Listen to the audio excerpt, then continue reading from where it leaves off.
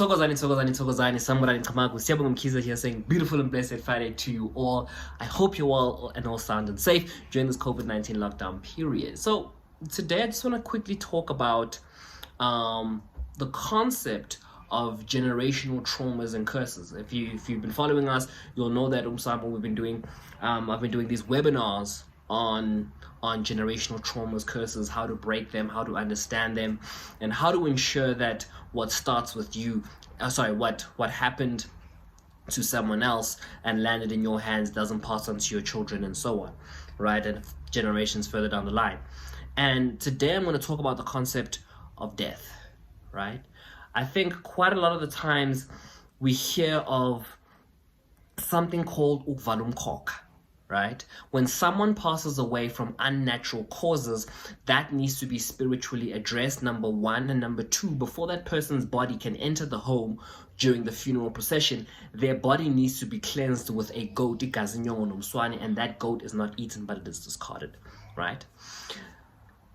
The reason why we have this concept of ukvala umkhokha is because the only death that is spiritually appropriate or ideal is natural death. So what is a natural death? Natural death is simply passing away from old age, right? You're old, you're frail, your body gives up, your organs give in, and you pass away from this realm and you enter on into the other realm, right? The reason why we want natural death is because natural death is something that is prepared for by your ancestors. Your ancestors prepare for when someone is going to pass away, and they're actually signs and symptoms of someone that's going to pass away, right? For example, the elderly, which we sometimes pass off as dementia or Alzheimer's or any other kind of mental disorder, you hear them talking to people that aren't there. You hear them talking about being left behind. You hear them waking up in the morning and say, oh my gosh, they left me behind. I thought we were supposed to go together, right? They have this sense of being left behind and the sense of that they're not supposed to be here anymore, right? They'll be very clear when someone is ready to pass away, okay?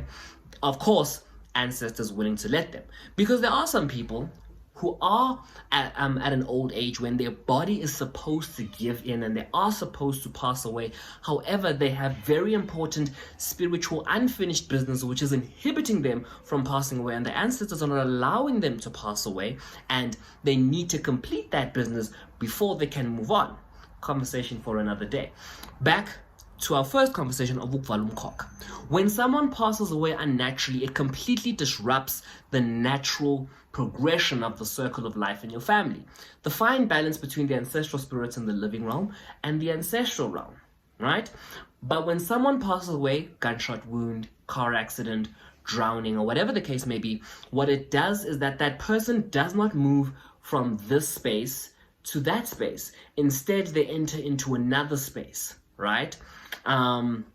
A created transitional space, right? And that hole, that gap which they've opened is called umkhokha. So what we do with ukvalumkhokha is we close this gap, we cleanse the individual, and we assist them to move on to the ancestral realm and join the other ancestors. Now, why are so many cases unsuccessful when they do practice of ukvalumkhokha and cleanse the spirit? That is because they are addressing the symptom and not the historical cause, right? Unnatural death in your family, should it take place, has historically happened before to someone else who created the spiritual predisposition, and now you need to go back as a family and cleanse the very first person who was shot, who was murdered, who was stabbed, or who drowned, right? Because they are the one that created the spiritual predisposition. The person who passed away now in 2021 from that same stabbing or car accident or drowning is a symptom, right? Or is an indicator that in our family DNA and our spiritual history, we are predisposed to unnaturally dying by a stabbing, right? So I always thought you need to find the very first person, okay, in the family to pass away like that, right? So now, that is why ukvalumkhokha can be difficult, because it is not about the person who suffered from that right now, but it is about going back 1 generation, 2 generations, 3 generations, 4 generations, right? And if you happen to remember, or your grandmother happens to remember that their grandmother passed away and they know their name, then what you do is you call upon that ancestor when you pasha, and you ask them if they were the first person to drown or pass away by a car accident or whatever the case may be. And then they would be the ones to confirm yes or no, or whether you should go further back, right?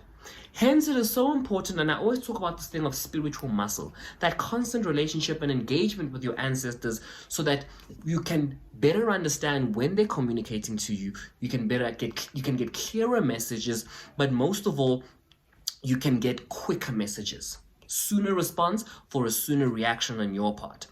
So I think today what we need to understand is that if someone in your family, right, whether they passed away in 2021 or 1921 or 2001, if they passed away from an unnatural death, that needs to be spiritually investigated, right?